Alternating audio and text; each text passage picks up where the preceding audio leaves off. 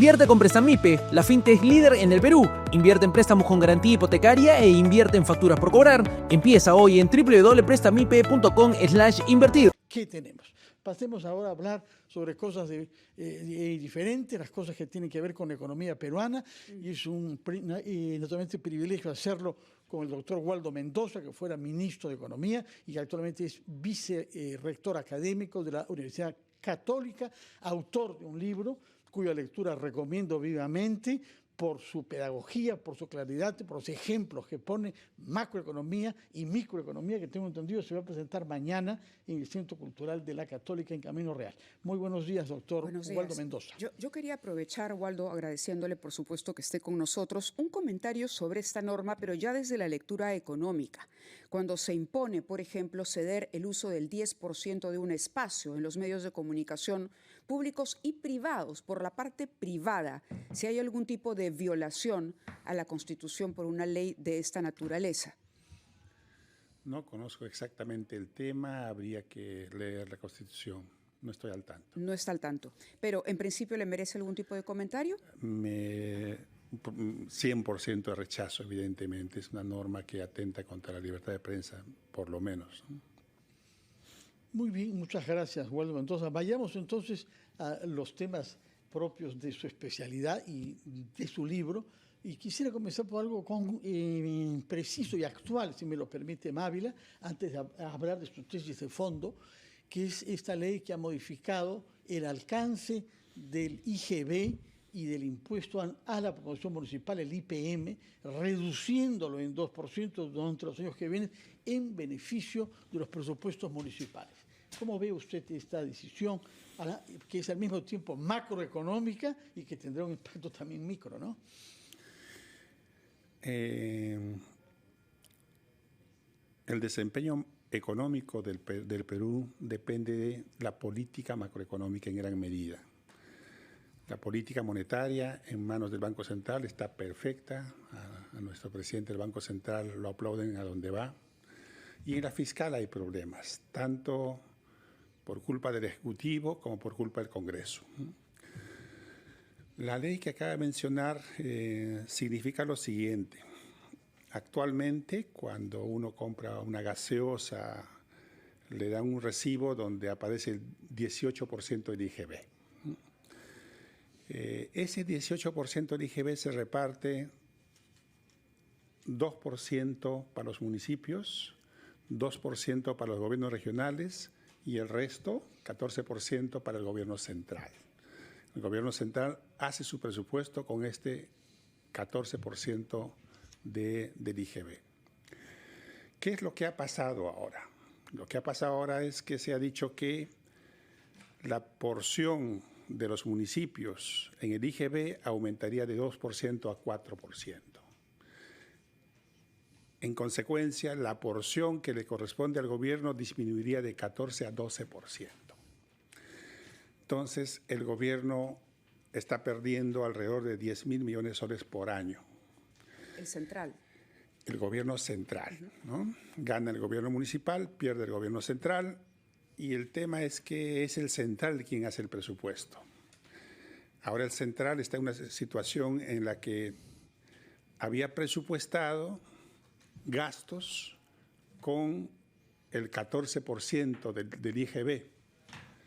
Ahora tiene dos caminos. Uno, ajustar los gastos a la menor recaudación que tendría ahora. Esa es una opción. Y la otra opción es prestarse plata para seguir gastando lo mismo.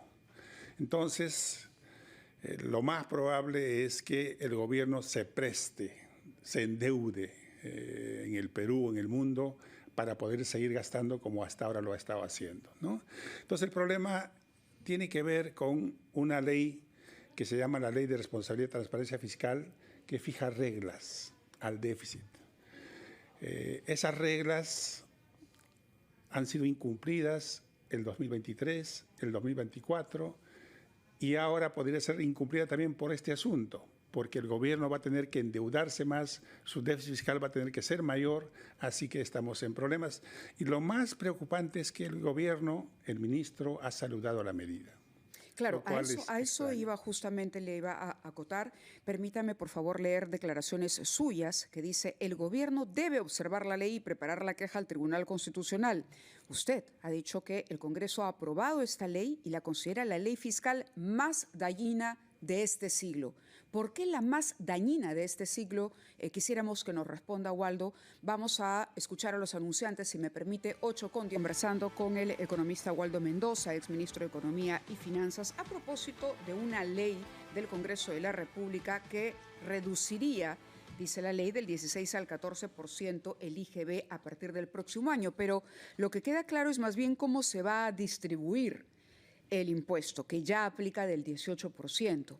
Y usted decía en declaraciones a otro medio de comunicación que el gobierno debe observar esta norma porque la considera la ley fiscal más dañina de este siglo. ¿Es así? ¿El impacto es tan grande el impacto que puede tener esta norma? ¿Por qué? Vuelvo al tema de que la política macroeconómica tiene 2 brazos. Banco Central, que se ocupa de la inflación, y el MEF, ¿de qué se ocupa? De 2 cosas fundamentalmente. Uno, de ser contracíclico, es decir, gastar un poco más cuando la economía está cayéndose para que no se caiga mucho. O gastar un poco menos cuando la economía está creciendo demasiado, hay sobrecalentamiento. Ese es un rol. El otro rol es, tiene que hacer esta política cuidando la sostenibilidad de la deuda pública. ¿Qué significa eso? Tener una deuda pública como porcentaje del PIB bien bajito, lo más bajo posible. Antes de la pandemia habíamos tenido una deuda pública como porcentaje del PIB de 25%. Ahora estamos en 32, 33%. ¿Por qué doy este rodeo? Porque con esta medida el gobierno, al perder ingresos, tiene 2 opciones para seguir gastando lo mismo. Una opción es endeudarse, por lo tanto el coeficiente de endeudamiento público aumentaría. La otra opción, menos factible, es subir los impuestos. Entonces, el déficit fiscal con esta medida va a elevarse en los próximos años más o menos en 1 punto del PBI. Y la idea era ir bajando poco a poco el déficit fiscal hasta llegar a un 1%. Esa tarea se hace más complicada, esa tarea de arribar a una deuda de 30% del PBI se vuelve más lejana. ¿Cómo entender que con ese impacto esta ley haya tenido una opinión favorable del Ministerio de Economía y Finanzas? Ningún economista que yo conozca ha hablado a favor de esta ley. Me extraña que el ministro, siendo el cuidador de la hacienda pública, haya tenido esas declaraciones. Creo que es un mal debut para un ministro de Economía. Ahora, podemos de pronto, y eso ya no le toca a usted, quizá nos toca a nosotros los periodistas que nos ejercitamos en pensar mal, que esto puede haber de pronto pesado para el cambio que hemos visto, un cambio sorpresivo en el Ministerio de Economía y Finanzas. Pero por otro lado, ¿esto tiene algún impacto en el camino de adhesión a la OCDE, por ejemplo? Afecta la sostenibilidad fiscal y creo que no es desatinado pensar que esta ley se ha dado básicamente por motivos políticos, ¿no? Es decir, quieren ganarse un poco de popularidad con los... ¿Parte de quién? ¿Los gobiernos? Alcaldes. Con los alcaldes, en este caso. Con los alcaldes. En este caso, gobierno y Congreso, ¿no? Señor Waldo Mendoza, usted como ministro de Economía tuvo que ver cuán bien se ejecutaban presupuestos públicos. Esto vale tanto para el gobierno central como para los gobiernos locales. Los actuales municipios, cerca de 2.000 entre los distritales y los provinciales, ¿están en capacidad de recibir de pronto un presupuesto tanto más alto? ¿Tenemos confianza en que puedan ejecutar este dinero de más que se les va a dar?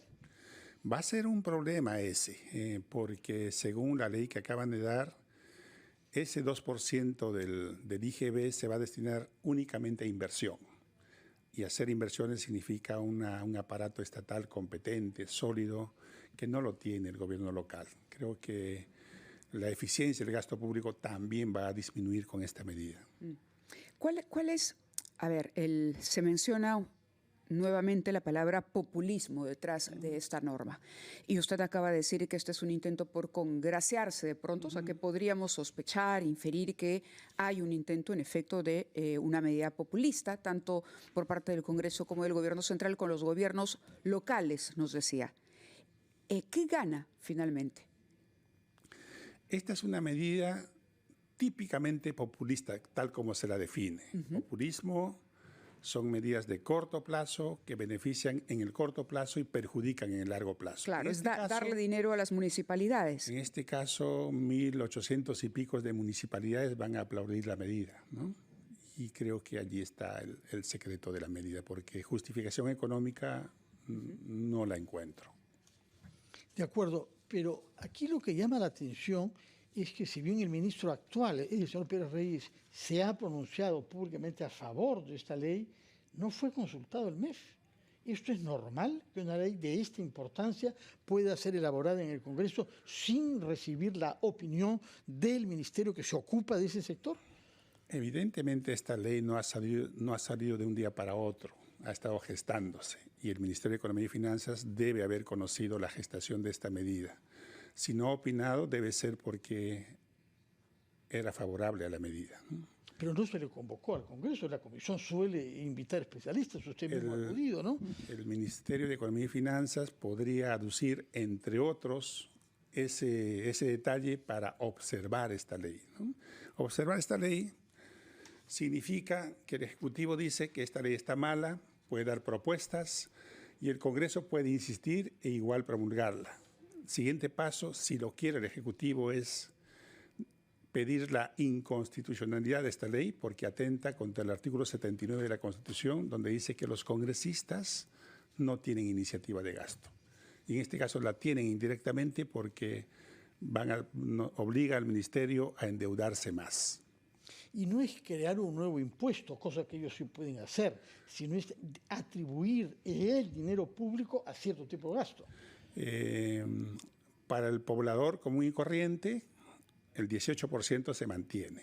Lo que ha cambiado es su distribución en beneficio de los municipios y en contra del gobierno central. El gobierno central va a tener menos recursos, por lo tanto va a tener que gastar menos o endeudarse más. Ambas medidas son complejas. Por otra parte, estamos ante un debate, con esto quisiera terminar yo, respecto a las zonas económicas especiales. ¿Tiene alguna opinión formada sobre este tema que data ya de cierto tiempo, no? En general, las exoneraciones o beneficios tributarios tienen una lógica. La lógica es, se encuentra una industria naciente, joven, adolescente, y se le da un apoyo transitorio. Esa es la idea de una exoneración. Ha pasado eso con la agroexportación, han tenido un apoyo desde el 2000, se le dio un empujón y ahora es momento de que bajen gradualmente esos beneficios tributarios. La zona económica especial, al parecer, están proponiendo que el impuesto a la renta sea cero. Y el ministro de Economía en este caso sí ha dicho que va a observar esa norma. Me parece que está bien porque en lugar de ayudar a Chancay a través de impuestos, hay que contribuir con la infraestructura alrededor de Chancay. Entonces sería mucho más eficiente para el Perú y para la empresa que en lugar de favorecerle a través de exoneraciones tributarias, más bien construir la infraestructura que potencie el puerto de Chancay. Muy bien, muchas gracias por sus explicaciones y por su presencia acá. Felicitaciones por el libro también. Y hasta una próxima oportunidad. Veremos si es que hay un debate sobre la constitucionalidad de esta ley y lo llamaremos para ver si es que hay una evolución de ella. Muchas gracias, Waldo Mendoza, ex ministro de Economía y actual vicerrector de la Universidad Católica del Perú. Muy buenos días, gracias por su presencia. Muchísimas gracias. Buenos días, 8:31 minutos.